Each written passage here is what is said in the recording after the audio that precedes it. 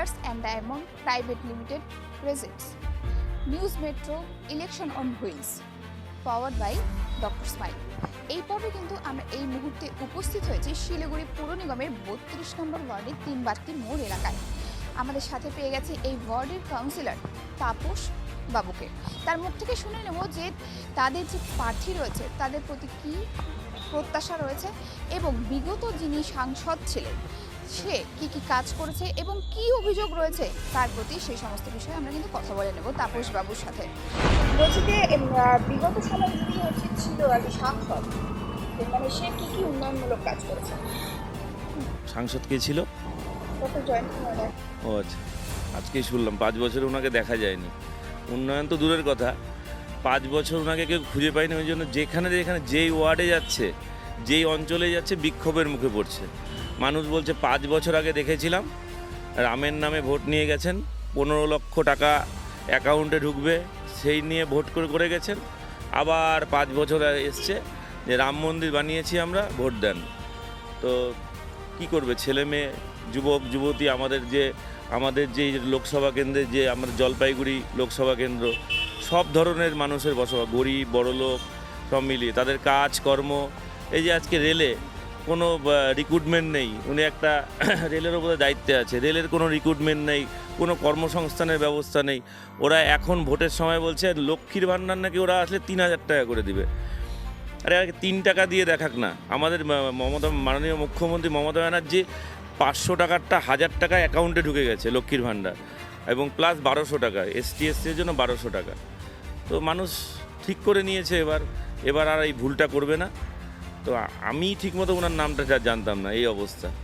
আচ্ছা, কিন্তু বিরোধীদের একটা অভিযোগ রয়েছে যে যখন এই সাংসদ আছে, এবারের লোকসভা কেন্দ্রে প্রার্থী আছে জলপাইগুড়ি লোকসভা কেন্দ্রে, তবে তৃণমূলই নাকি এই বিক্ষোভগুলো দেখাচ্ছে বিভিন্ন জায়গায় যখন আপনি যাচ্ছেন, তৃণমূলই চক্রান্ত বলে অভিযোগ করে বিজেপি, মানে আমাদের জনসাধারণ করছে, জনগণ করছে। তো উনি কখন কোথায় যাচ্ছে? যে আমার ওয়ার্ডে কিছুদিন আগে এসেছিলেন, এমনি কেউ আমাদের পাবলিক কিছু বলেনি, এমনি চলে গেছে। এবার হঠাৎ কোথাও যাচ্ছেন, কে করছেন, আমরা কি খবর নিই?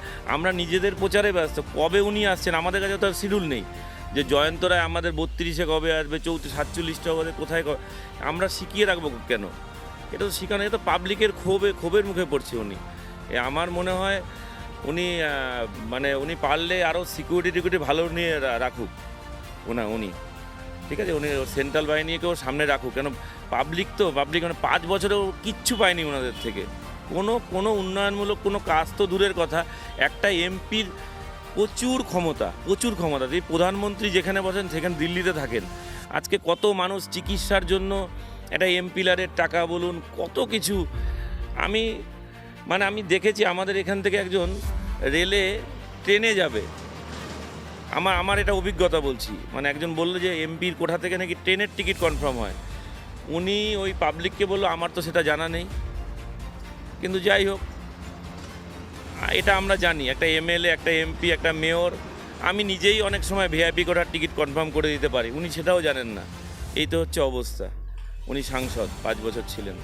এবারে যদি আপনাদের প্রার্থী বিজয়ী হয়, তবে তার কাছে কি দাবি থাকবে? এলাকার উন্নয়ন বা অন্যান্য আপনাদের কি দাবি থাকবে? দেখুন, বিগত 13-14 বছর ধরে মমতা ব্যানার্জির সরকার যে ধরনের উন্নয়নমূলক প্রকল্প করে চলেছেন, জনকল্যাণমূলক প্রকল্প করে চলেছেন, তারপরে মানুষের আশা আকাঙ্ক্ষার বাড়তেই থাকে। মানুষ যখন যত বেশি পায় তত চায়। প্রতিটা ক্ষেত্রে আজকের আমাদের রাজ্য সরকার, মমতা ব্যানার্জি মানুষের সেসব আশা আকাঙ্ক্ষা পূরণ করেই চলছে। আগামী দিনে মানুষের যেসব চাহিদা থাকবে সেগুলো সকল চাহিদাই পূরণ করার চেষ্টা হবে। তার সাথে আপনাদের কাছে আমার একটা বিশেষ অনুরোধ থাকবে, মিডিয়ার নজর দিয়ে মানুষের সমাজটাকে দেখে, দেশটাকে দেখে। বর্তমান ভারতবর্ষের যে পরিস্থিতি, সেটা গণতান্ত্রিক পরিস্থিতিই হোক, অর্থনৈতিক পরিস্থিতিই হোক, সেটা মিডিয়ার মাধ্যমে মানুষের কাছে সঠিক বার্তা পৌঁছাচ্ছে না। যেদিন আপনারা আপনাদের সঠিক কাজে চলে আসবেন না, সেদিন কিন্তু সেন্ট্রাল গভর্নমেন্ট থাকবে না। সেন্ট্রাল গভর্নমেন্টকে যদি সঠিকভাবে মানুষের সামনে তুলে ধরা যায়, জনগণ বিরোধী যেসব কাজকর্ম আজকের তারিখে বিজেপি সরকার করে চলেছে, প্রতিটা ক্ষেত্রে আপনার নোটবন্দি থেকে শুরু করে বর্তমানে রাজ্যে রাজ্যে যেইভাবে মন্ত্রীদেরকে অ্যারেস্ট করছে, অনৈতিকভাবে আটকে রাখছে, দিনের পর দিন যার কোনো চার্জশিট হয় না, যার কোনো ফেসলা হচ্ছে না, এইভাবে একটা গভর্নমেন্ট যদি চলতেই থাকে আর সেটা যদি মিডিয়ার মাধ্যমে মানুষের কাছে, জনগণের কাছে না পৌঁছায়, তাহলে আগামী দিন দেশে কিন্তু খুব খারাপ জায়গায় পৌঁছাচ্ছে। সেখান থেকে উদ্ধার করার দায়িত্ব শুধুমাত্র রাজনৈতিক দলের না, আপনাদেরও বর্তায় সেটা। আশা রাখবো আপনারা দেশের বর্তমান পরিস্থিতি জনগণের সামনে তুলে ধরবেন। আর পশ্চিমবঙ্গের মানুষ মমতা ব্যানার্জি সরকারের কাজে যদি খুশি না থাকতো, আপনারা নিজেরাই দেখতে পাচ্ছেন বিজেপি সাংসদরা যেখানে যাচ্ছে সেখানে প্রতিবাদের মুখে পড়ছে। এটার থেকে প্রমাণ হয় যে মানুষ মমতা ব্যানার্জি সরকারের কাজে সন্তুষ্ট, খুশি। তারা চাচ্ছে না যে এরা সাংসদ থাকুক। তারা আগামী দিনে আশা করি আমাদের যেসব প্রার্থী আছে তাদেরকে বিপুল ভোটে জয়যুক্ত করবে এবং মমতা ব্যানার্জির উন্নয়ন কাজের পথে তারা অগ্রসর হবে। আমার নাম কবিরউদ্দিন আহমেদ, আমি 32 নম্বরের বাসিন্দা। আমরা নির্বাচন প্রচারে তো বেরোচ্ছি, সবাই মিলে একসাথে বেরোচ্ছি, ভালো সাড়া পাচ্ছি মানুষের কাছে।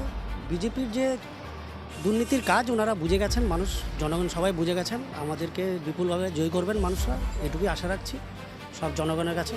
সবাইকে গিয়ে আমরা বুঝাচ্ছি ভালো করে, যাতে ওনারা সব কিছু বুঝেই ওনাদের ভোটটা দেয়। আমরা কারো ব্যাপারে খারাপ কিছু বুঝাচ্ছি না, আমরা নিজেদেরও ভালো কিছু বুঝাচ্ছি না, যেটা আমাদের আছে সেটাই বুঝাচ্ছি, যাতে জনগণ নিজেরা ডিসাইড করবে।